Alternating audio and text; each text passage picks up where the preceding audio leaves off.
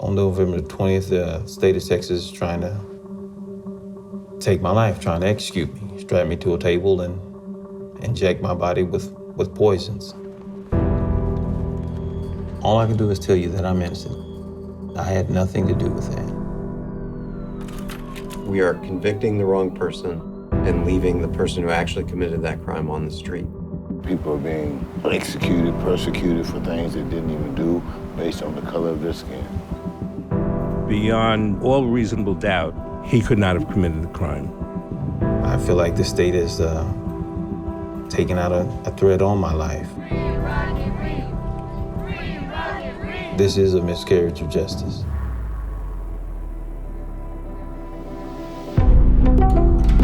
There are countless people doing hard time in American prisons for crimes they didn't commit. I've interviewed dozens of them for my podcast, and now we're bringing these powerful human stories to your screens. Together, we can help shed light on some of the current problems plaguing our criminal injustice system. I'm Jason Flom, and this is Wrongful Conviction. Rodney Reed has been on death row in a Texas prison since 1998 when he was convicted by an all-white jury for the rape and murder of 19-year-old Stacey Stites. Rodney claims that he and Stacey were having an affair behind her then-fiance's back, and her fiance at the time was police officer Jimmy Fennell. Since Rodney's conviction, so much information has come to light that has convinced the thousands of people, myself included, that he is, as we always suspected, actually innocent and that he was egregiously framed. Rodney is scheduled to be put to death on November 20th, and even though his lawyers at the Innocence Project have brought so much of this new evidence to light, including powerful new witness testimony, the state of Texas is steadfast in moving forward with his execution, and they've refused to even test the murder weapon for DNA.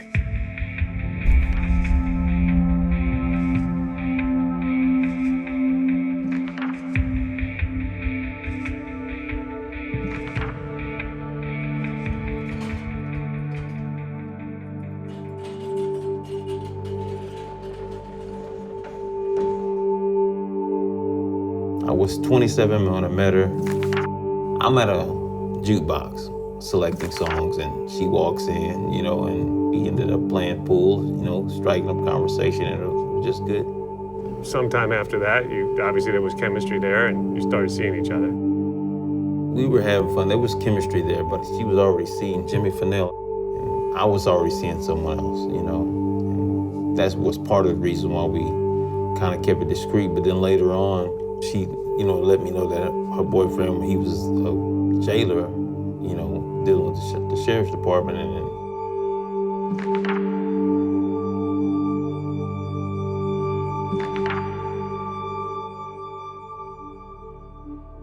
Alicia Slater was a co-worker of Stacey's at the grocery store.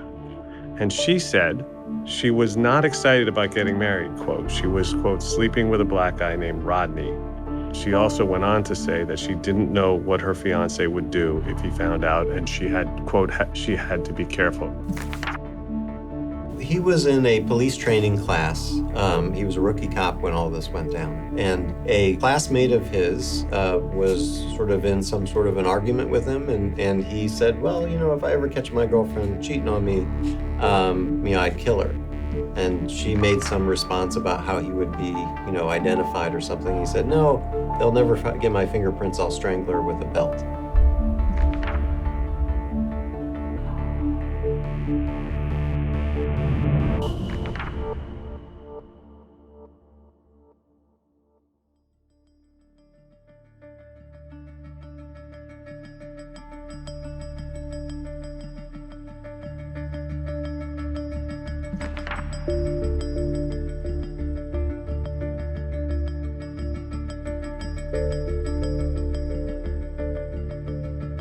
when I heard it on the news, I didn't want to believe it. This is not the Stacey. So yeah, I was quite shocked. I was quite shocked. When they flashed her picture, I didn't want to believe it. Because I was just with her. I didn't want to believe it. As the investigation actually progressed, Jimmy Fennell soon emerged as the prime suspect in the case.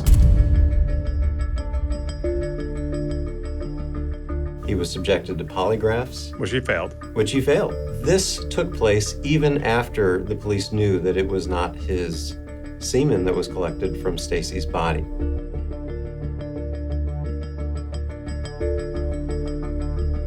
The notion that the person whose semen is in that body must be a rapist and a murderer was not the operating theory of the investigation until they matched that semen to Rodney, a person of color. And so there is where you have an investigation of the person who looks like he had opportunity, motive, had a record consistent with this kind of behavior. And as soon as Rodney was identified as the source of that semen, this suddenly turned around to a sexual assault murder that had to be committed by him.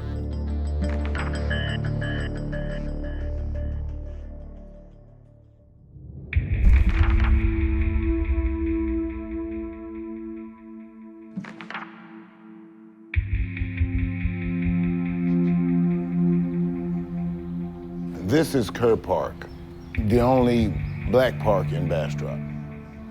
They met many times right here in this park. Over here is where everybody usually hang out.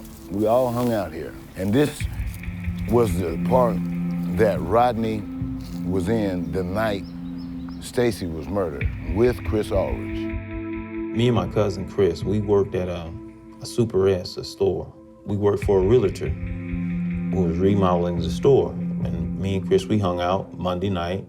We were together, and we stayed out late Monday night, which was the 22nd. And we ended up walking to work together, which was pretty early in the morning, maybe 6 or so in the morning.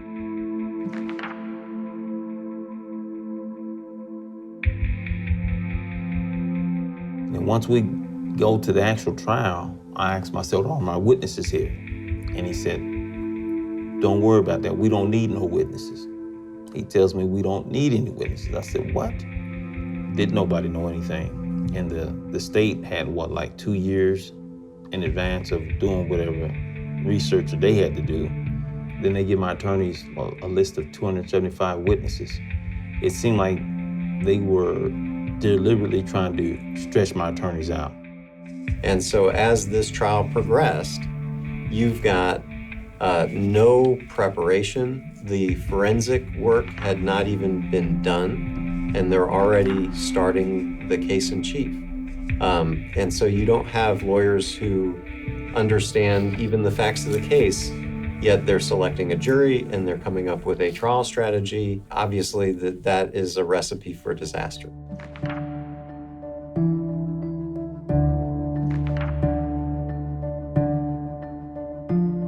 Knowing the time of death, knowing that where that came from, it came from Jimmy. Jimmy basically laid the foundation of the investigation.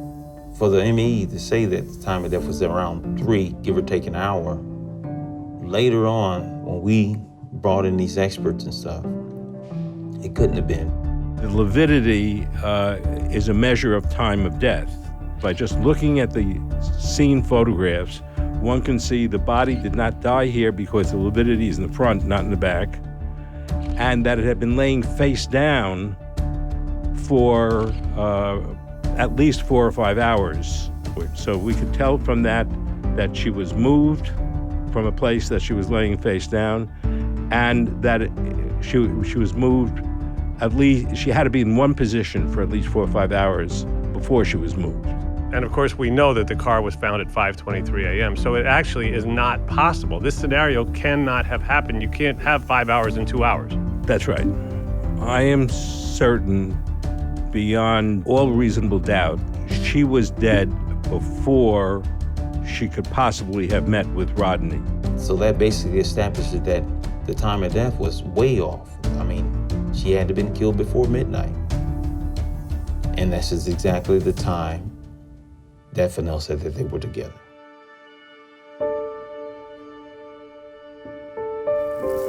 We're here at the Bastrop County Courthouse.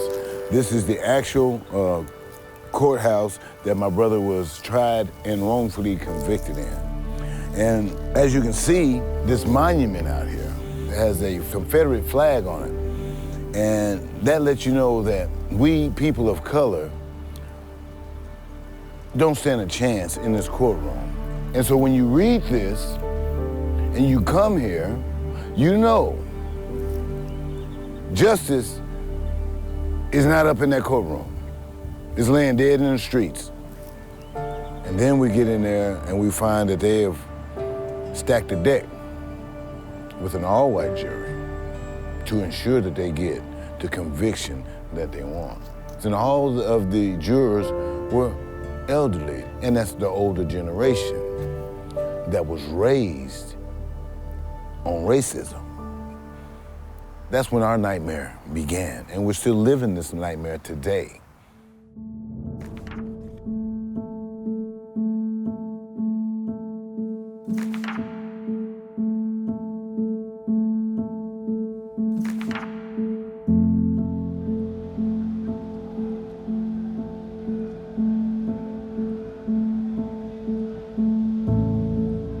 One thing that I really missed was really being a father to my kids, and really to have an opportunity to be the grandfather to my grandchildren. I can say that I've never seen a more intense groundswell of public support, and from every level. And I think that's a real testament to you and to your character and to the gravity of this case.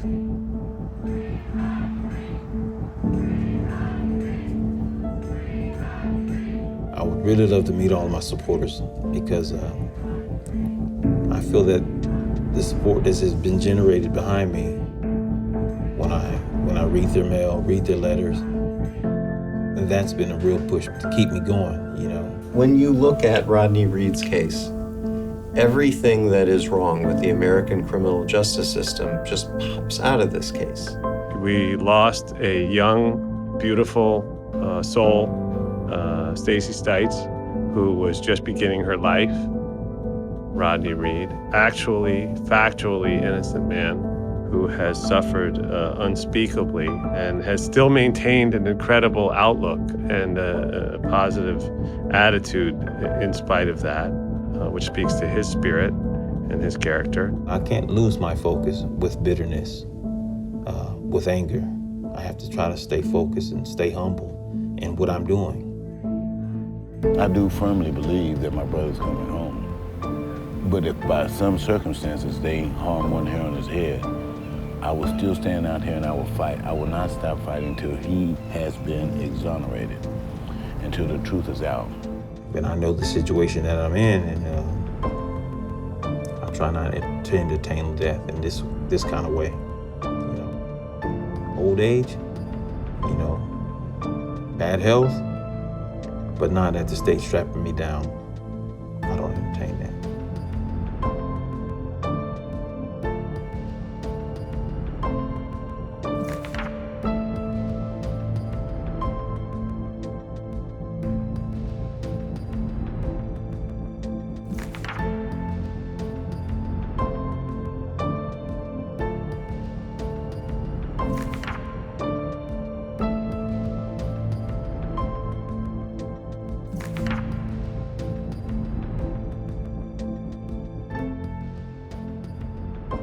Thank you for taking the time to learn this important story. But please remember, it's not an isolated incident. Best estimates are that 10,000 people are wrongfully convicted in the U.S. each and every year for crimes they didn't commit. And these wrongful convictions mean that the real perpetrator may still be out there.